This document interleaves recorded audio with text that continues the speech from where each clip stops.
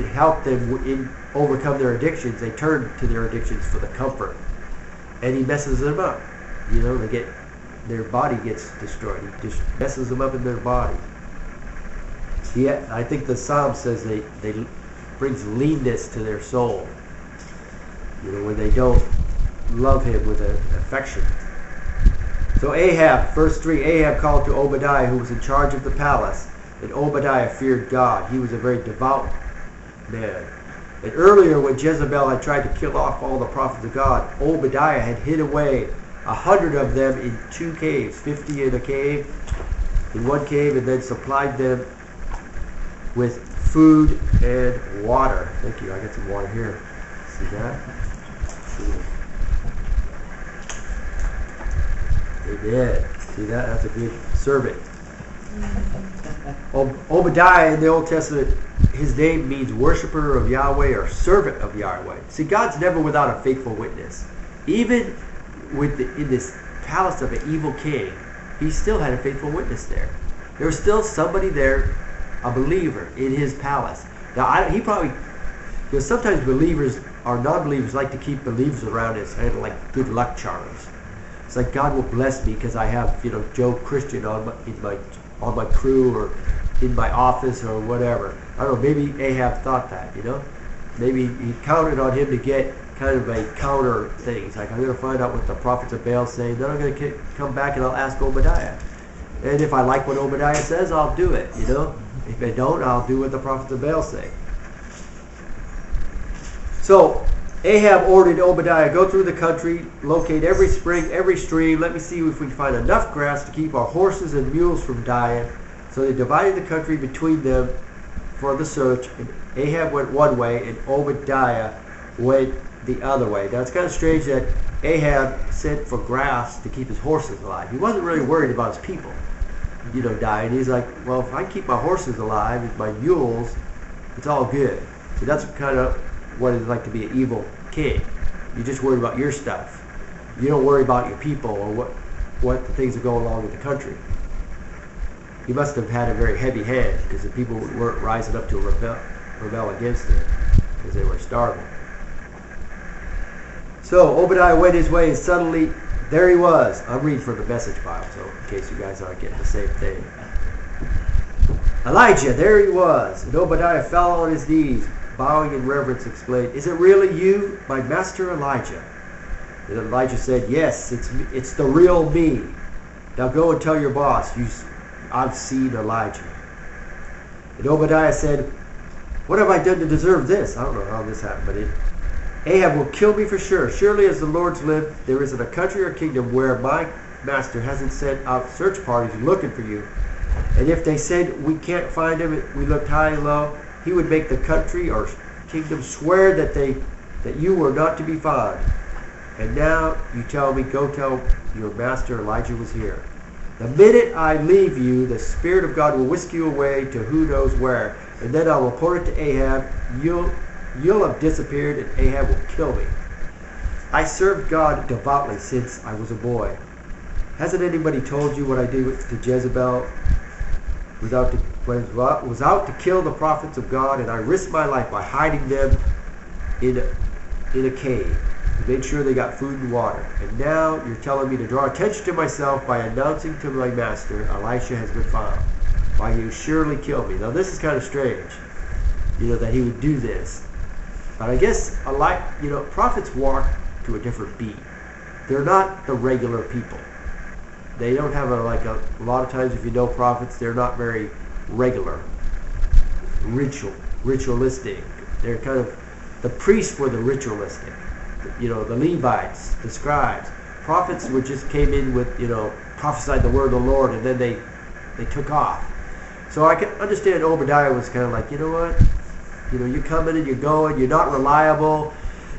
First you come into the king's presence, you tell them it ain't going to rain, and then you don't sit around and wait, you just take off into the woods, for 3 years. It's like, this is not good. You're setting me up. Don't you remember how good a boy I was? They always try to do that. You always see that. Whenever people get in tough situations, they always want to remind God of how good they were. I was a good boy. Hezekiah, like, I was a good boy. Remember me, Lord. It's kind of interesting how humanity doesn't change. But these were dangerous times, and Obadiah wasn't quite sure what the Lord and his prophets were up to. He wasn't really sure of the word. See, he didn't hear the word of the Lord that Elijah heard. He didn't hear, I'm going to make it rain. All of a sudden he sees Elijah, and Elijah says, I want to see your boss. Get me an appointment. He didn't know. He's like, I don't know what God's doing. And it hasn't rained for 3.5 years. I don't know what's going on. Ahab's, going crazy. And I don't know what you're up to either, Elijah. So, Elijah, he walked in the supernatural. Obadiah, he knew that, and he was afraid that he couldn't control what happened.